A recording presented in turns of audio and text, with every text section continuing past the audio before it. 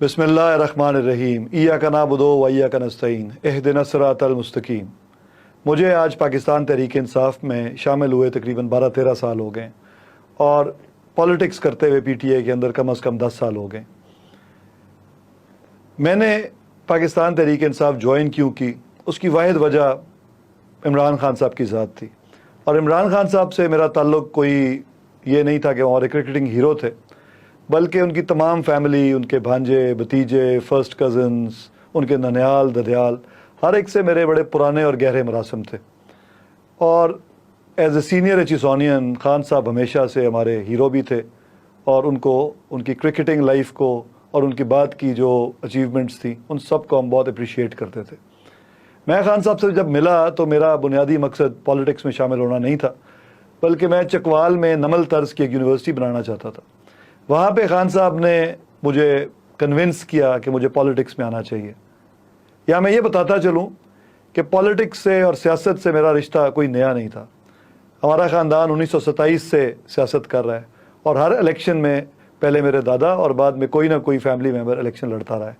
लेकिन मैं बजाते खुद बिल्कुल सियासत में नहीं आना चाहता था। मेरे दादा राजा मोहम्मद सरफराज खान, जो 1927 से लेकर 1958 तक लगातार मेंबर लेजिस्लेटिव असेंबली रहे, उन्होंने पॉलिटिक्स छोड़ने का फ़ैसला तब किया जब 60s में मादरे मिल्लत जो इलेक्शन लड़ रही थी उनके साथ जिस तरह का सलूक किया गया, उसके बाद दिल बर्दाश्ता होकर उन्होंने ना सिर्फ खुद पॉलिटिक्स छोड़ी बल्कि अपने बच्चों को मना किया कि आइंदा किसी ने हमारे ख़ानदान में पॉलिटिक्स में हिस्सा नहीं लेना।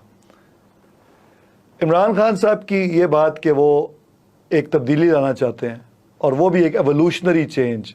एवोल्यूशनरी चेंज का मतलब है कि सिस्टम के अंदर रह के इर्तकाई तब्दीली, और उसके लिए उनको ऐसे लोगों की ज़रूरत है जो एक हैबिचुअल सियासतदान ना हो, जो एक रवायती सियासतदान ना हो। और मुझे लगा कि इनकी इस जद्दोजहद में उनका साथ देना चाहिए। अब चेंज दो तरह की होती है, एक एवोल्यूशनरी यानी कि इर्तका के ज़रिए तब्दीली, और दूसरी रेवोल्यूशनरी यानी कि इनकलाब। खान साहब के साथ जब मैं शामिल हुआ पार्टी में तो मुझे बड़ी क्लैरिटी थी कि हम सिस्टम के अंदर रह के सिस्टम के अंदर तब्दीली लाएंगे। मुझे लगता था ये बड़ा मुश्किल है, लेकिन इस जद्दोजहद करने में कोई हर्ज नहीं।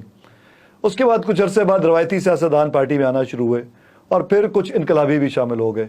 तो ये एक मिक्स जो है दिन ब दिन बढ़ता चला गया और जो लोग इस एवोल्यूशनरी चेंज के हामी थे वो आहिस्ता आहिस्ता पीछे चले गए। तकरीबन एक साल से और ख़ुसूसन 25 मई 2022 से हम देख रहे थे कि पार्टी के माइंडसेट में तब्दीली आती जा रही थी।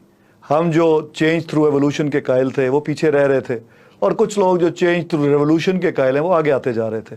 गुज़िश्ता साल शफ़क़त महमूद साहब और मैं इस चीज़ के कतन कायल नहीं थे कि हमें लॉन्ग मार्च करना चाहिए, लेकिन बहरहाल जो पार्टी का डिसीजन हो एक कलेक्टिव डिसीजन था, लॉन्ग मार्च किया।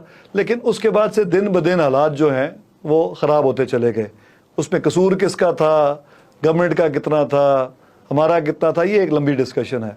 लेकिन जो उसका नतीजा है वो ये कि 9 मई जैसा इंसिडेंट हो गया जिसमें हमारे कौमी असासे उन पे वर्कर्स ने अटैक कर दिया। लिहाजा इन वाक़यात की मैं शदीद अल्फाज में मज़म्मत करता हूँ। GOHQ पे हमला हो या जिना हाउस का जलाना हो, और स्पेशली जो शोधा के मोन्यूमेंट को की बेरहमती की गई, उसकी जितनी मज़म्मत की जाए इतना कम है और मुझे इस पर नहायत अफसोस भी है। 9 मई के बाद मैं इस कशमकश का शिकार था कि मुझे क्या करना चाहिए। 3 ऑप्शंस हैं।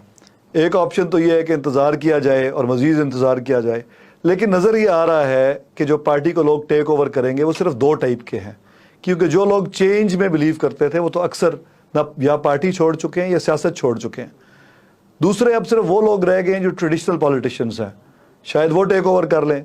अगर उन्होंने ना किया तो रेवोल्यूशनरीज टेक ओवर कर सके। ये दोनों टाइप की पॉलिटिक्स मैं नहीं करना चाहता, तो लिहाजा मैंने ये फैसला किया है कि मैं पॉलिटिक्स को हमेशा के लिए खैराबाद कह दूँ। अगरचा मैं दावत भी है, पॉलिटिक्स में मैं एंटर भी हो सकता हूँ।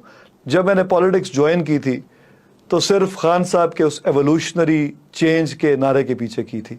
अब अगर खान साहब ही पॉलिटिक्स में नहीं रहते, -1 फॉर्मूला हो जाता है, तो ट्रेडिशनल सियासतदान ही पॉलिटिक्स को टेक ओवर करेंगे पार्टी को। दूसरी सूरत इंतहाई ख़तरनाक है कि रेवोल्यूशनरीज टेक ओवर कर रहे हैं। दोनों सूरत में मेरा किसी सूरत में इस पार्टी में रुकने का कोई मतलब या मकसद नहीं बनता। मैं इंतज़ार एक और चीज़ का कर रहा था कि मेरे चकवाल के वर्कर्स جو بالکل بے گناہ تھے، کیونکہ وہ بالکل پرامن احتجاج کر رہے تھے، ان میں بھی بہت سارے گرفتار ہوئے، اور جب تک وہ جیل میں تھے تب تک میرے ضمیر پہ ایک بوجھ تھا، کیونکہ ان کو کال بھی پرامن احتجاج کی میں نے ہی دی تھی۔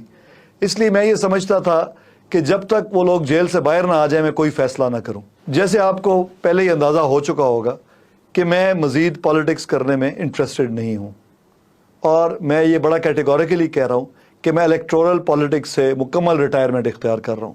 تو آخری بات یہ کہ اگرچہ میں پالیٹکس نہیں کروں گا، لیکن ہمارا خاندان، ہمارا دھڑا جب تک پالیٹکس کر رہا ہے انشاءاللہ چکوال میں اپنا رول بھی پلے کرتا رہے گا، اور اینٹی نون قوتوں کے ساتھ مل کے پالیٹکس کرے گا۔ بہت شکریہ۔